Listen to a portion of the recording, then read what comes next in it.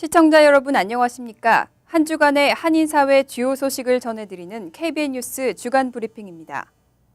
얼마 전 대통령직 속의 한국통일준비위원회가 출범하고 본격 활동에 들어갔습니다. 그런데 민주평화통일자문회의와 인적 구성이나 활동이 상당 부분 겹치면서 평통 내부에서는 불만의 목소리가 높아지고 있습니다. 이로써 한반도의 통일을 준비하는 기구만 민주평통과 통일교육위원회, 그리고 통일준비위원회까지 3개로 늘었는데요. 업무가 중복되고 불필요한 마찰이 생겨 행정력 낭비라는 주장도 나오고 있습니다. 하지만 그 취지가 화해와 화합인 만큼 한인 인사들 간의 밥그릇 싸움으로 번지지는 않길 바랍니다. 첫 번째 소식입니다. 자신의 친딸을 살해했다는 혐의로 종신형을 받은 이한탁 씨, 올해로 79세인 이 씨가 25년 만에 억울한 누명을 벗게 됐습니다. 연방법원이 유죄 판결과 종신형 선고를 무효화한다고 판결했습니다. 금홍기 기자가 보도합니다. 1989년 7월 29일 새벽 펜실베니아주에 있던 한 교회 수양관에서 불이 났습니다.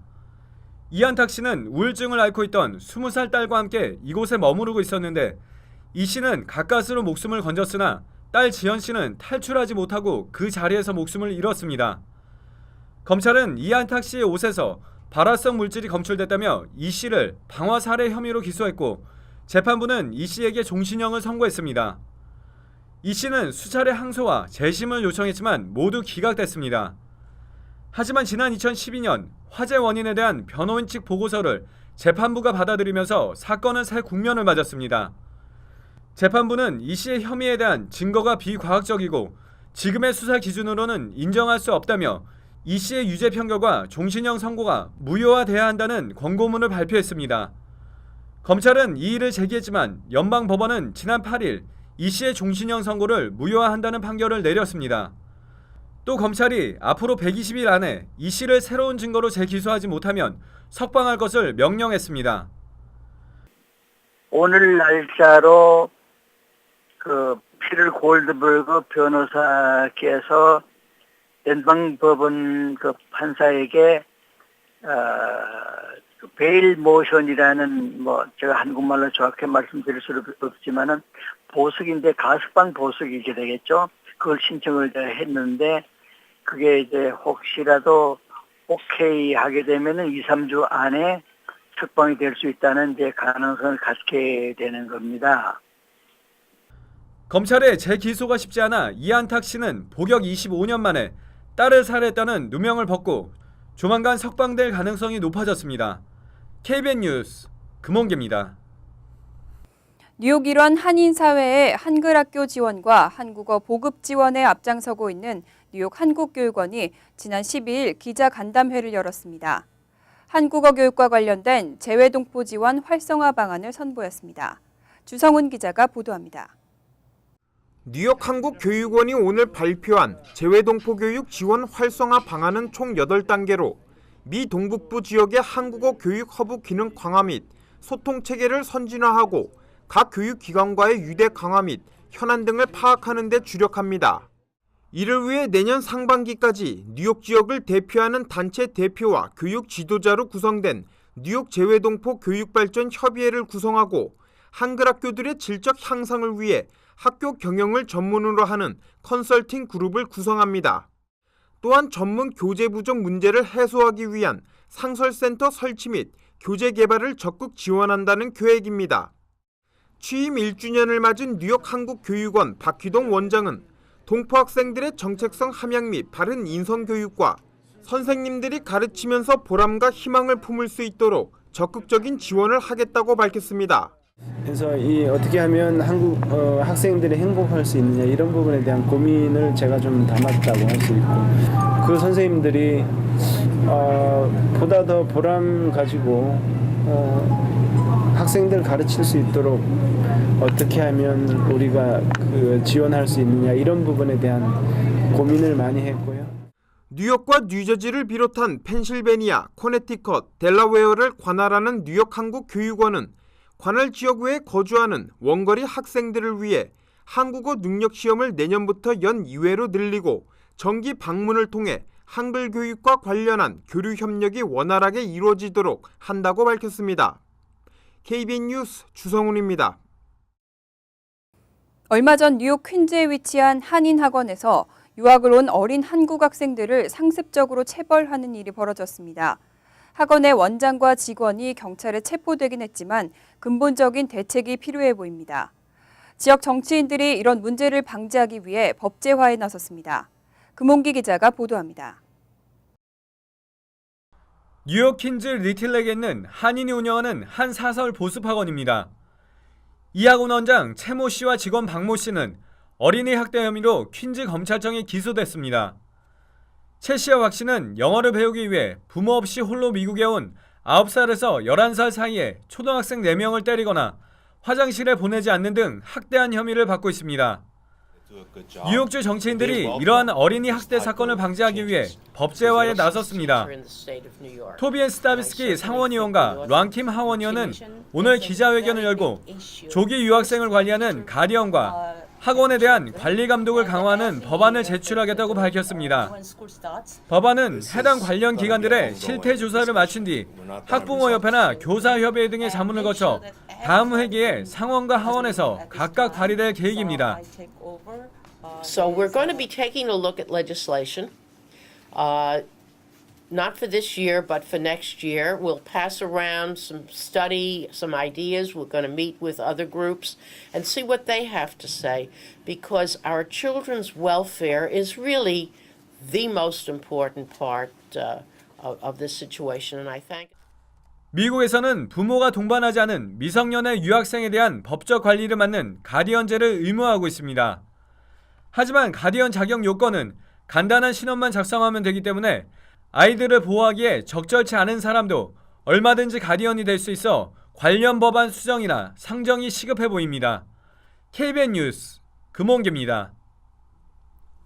국무부가 데이터베이스 전산장애로 인해 차질이 생긴 비민 비자 발급에 대책을 내놨습니다. 긴급 상황에 한해서는 비자 없이 입국을 허용하겠다는 입장입니다. 국무부 영사통합 데이터베이스 전산장애가 이어지면서 일부 비인민 비자 발급에 여전히 차질을 빚고 있습니다. 이 가운데 국무부와 국경세관보호국이 긴급 상황이 발생한 경우에는 비민 비자 없이 입국을 허용하기로 합의했습니다. 하지만 이 조치는 일괄적으로 적용되지 않고 케이스별로 심사에 적용한다는 입장입니다. 즉 국가안보에 중대한 사안이거나 생사가 오가는 실질적인 위급 상황만 해당된다며 중요한 사업상 약속이나 취업 관련 일정은 긴급 상황으로 인정하지 않는다고 덧붙였습니다. 또 이 혜택은 이미 심사가 끝나 비자를 발급하는 과정에서 이번 전산장애로 비자 스탬프 인쇄가 지연된 경우에 해당되고 해외 공간에 특별 여행 허가를 별도로 신청해야 합니다. 특별 여행 허가가 승인된 여행자는 항공기 탑승 시에 이 여행 허가 서한을 제시하면 되며 미국에 도착한 후에는 입국심사대에서 이 서한을 보여주고 무비자로 입국할 수 있습니다. 이번 조치에서는 비자 면제 신청서와 $585의 수수료 납부도 면제됩니다. 한편 국무부와 국경세관보호국은 특별 여행 허가를 신청했으나 승인받지 못한 경우에는 절대로 방문 비자나 무비자로 입국을 시도하지 말라고 당부했습니다. 동해 병기 법안이 이제는 연방의회에서 상정될 수 있을지 관심이 주목됩니다. 버지니아의 동해 병기 법안 통과에 이어 이제는 미 전체에서 동해를 찾을 수 있길 바랍니다. 피터 긴 미주 한인의 목소리 회장은 수잔 숄티 연방 하원 출마자가 하원에 법안 상정 지지를 약속했다며 내일 애난데일에서 함께 기자회견을 열고 법안 상정을 위한 대장정에 막을 올리게 된다고 말했습니다. 버지니아주 제11지구의 하원 후보자로 출마하는 수잔 숄티는 북한의 자유를 위해 오랫동안 일해온 북한 인권운동가로 지한파 인사입니다. 지난 5월 예비선거에서 압도적인 지지로 1위를 차지한 솔티 후보는 오는 11월 현역 의원인 민주당의 제리 코넬리 후보에 도전합니다. 한인들이 다수 거주하는 이 지역에서 동해 병기 법안 상정을 지지한 후보가 처음 나옴으로써 다른 후보들에게도 확산될지 관심이 모아지고 있습니다. 지난 7월 1일부터 발효된 버지니아 주법으로 미국 내 7개 대형 교과서 제작사들이 만드는 책은 반드시 일본의 명칭과 함께 동해를 병기하도록 했지만 미 전체에서 아직 동해를 찾기에는 역부족입니다. 국제사회의 명칭을 바꾸려면 국제수로기구에서 인정을 받아야 하고 이를 논의하는 자리는 오는 2017년에 예정돼 있습니다. 하지만 국제수로기구가 명칭을 바꾸려면 우선 막강한 영향력을 행사하는 미국의 지명위원회의 인정을 받아야 합니다. 이에 따라 미 전체에 미치는 동해병기법이라는 교두보를 확보하기 위해 연방의회를 대상으로 법안 입법화에 성공할 수 있을지 많은 관심이 주목되고 있습니다. 얼마 전 플러싱에서는 공사장에서 날아온 돌멩이가 은행의 유리창을 깨뜨렸던 사건이 있었습니다. 뉴욕시가 안전대책 마련이 시급하다며 파석 작업을 당분간 중단하라고 지시했습니다. 지난 8일 플러싱에서는 플러싱 커먼스 공사 현장에서 튄 돌이 우리아메리카은행 유리창을 깨고 객장 내부로 날아들었습니다. 뉴욕시 빌딩국은 공사 현장을 조사한 결과 인부들이 파석 작업을 하던 도중 깨진 돌덩어리가 밖으로 튀어나가면서 발생한 것으로 확인됐다고 밝혔습니다. 또 재발 방지를 위해서 해당 공사 현장에서 벌어지는 모든 파석 작업을 중단할 것을 지시했다고 덧붙였습니다. 이에 따라 공사 시행사인 FNT사는 안전대책 공청회가 예정된 다음 달 23일까지는 일체의 파석 행위를 할 수 없게 됐습니다. FNT사는 이번 조치에 대해서 주상복합 빌딩 프로젝트에 있어 안전은 가장 중요한 문제라며 현재 공사 현장에 전문가를 파견하고 원인 분석에 나서는 등 안전대책을 마련 중에 있다고 설명했습니다. 한편 사고 당시 돌의 크기가 손바닥만한 것으로 알려지면서 자칫 인명사고가 발생할 뻔했다는 게 목격자들의 지적입니다. 오바마 케어 가입자 중 31만 명이 자격을 박탈당할 위기에 처했습니다. 해당자들은 오는 9월 5일까지 신분 증빙 서류를 제출해야 합니다. 메디케어, 메디케이드 서비스국은 연방정부의 온라인 건강보험 거래소를 통해 플랜에 가입한 사람 가운데 신청서와 연방정보 데이터베이스의 시민권 또는 이민 신분 기록이 일치하지 않는 사람이 31만 명에 달한다고 발표했습니다. 또 최근 이들에게 통지서를 보내 오는 9월 5일까지 증빙 서류를 제출하지 않을 경우 건강보험 커버리지가 9월 30일로 종료될 것이라고 경고했습니다.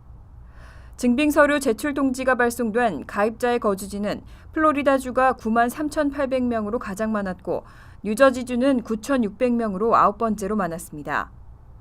이번에 통지서가 발송된 가입자들은 신분증명이 확인되지 않은 사람들이고 소득증명에 문제가 있는 가입자들에게는 추후 별도의 통지가 전달될 예정입니다. 통지서를 받은 사람들은 연방건보거래소 웹사이트의 계정에 접속해서 본인의 신청서를 선택한 다음 추가 서류를 업로드하거나 신청서에 나와 있는 켄터키주 주소로 우편 발송하는 것도 가능합니다. 앞으로는 미국 입국 심사도 스마트폰 어플리케이션을 이용해서 더 쉽게 할 수 있습니다. 어제 애틀랜타 국제공항에서 시범 실시에 들어갔는데 점차 전국 공항으로 확대됩니다. 국경 세관보호국이 지난 11일 입국 절차를 신속히 마칠 수 있도록 해주는 스마트폰 앱 모바일 패스포트 컨트롤을 출범시켰다고 밝혔습니다. 13일부터 애틀랜타 국제공항에서는 이미 시범 실시에 들어갔고 점차 전국 공항으로 확대될 예정입니다. 아이폰과 아이패드 사용자가 앱스토어에서 무료로 다운받을 수 있는 이 앱을 이용하면 여권 정보와 세관 신고서를 국경 세관보호국에 입국 심사 전에 스마트폰이나 태블릿으로 전송할 수 있습니다. 우선 시민권자와 캐나다 국적자를 대상으로 시행되며 점차 영주권자와 무비자 입국자로도 확대될 계획입니다. 사전 승인은 필요하지 않고 여권 정보로 개인 프로파일을 개설한 다음 미국 입국 전에 새 여행 섹션을 작성하면 됩니다. 세관 신고 양식 역시 앱을 통해 제출하면 QR코드가 포함된 전자영수증을 앱으로 받을 수 있습니다. 한편 안드로이드 기반 스마트폰 사용자를 위한 앱도 올해 안에 출시될 전망입니다. 프란치스코 교황이 지난 14일부터 닷새간의 일정으로 한국을 방문 중입니다. 한국 사회는 교황의 방안을 한 목소리로 환영하며 이번 방안이 상처받은 이웃에게는 큰 위로가 되고 또 동시에 정치권에는 화합의 계기가 되길 기대하고 있습니다. 교황은 방한 기간에 세월호 참사 생존자와 유족을 따로 만나고 또 일본군 위안부 할머니들과 용사 참사 유족 등을 만나 위로의 말을 전합니다. 평소 그늘진 곳에서 따뜻한 위로와 격려의 손길을 기다리는 이들에게 먼저 다가가는 교황의 평소 모습이 그대로 녹아있는 일정입니다. 대한민국에서도 또 미주 한인 사회에서도 이런 지도자의 모습을 자주 보길 바랍니다. KBN 뉴스 주간 브리핑 여기서 마칩니다. 시청해주신 여러분 고맙습니다.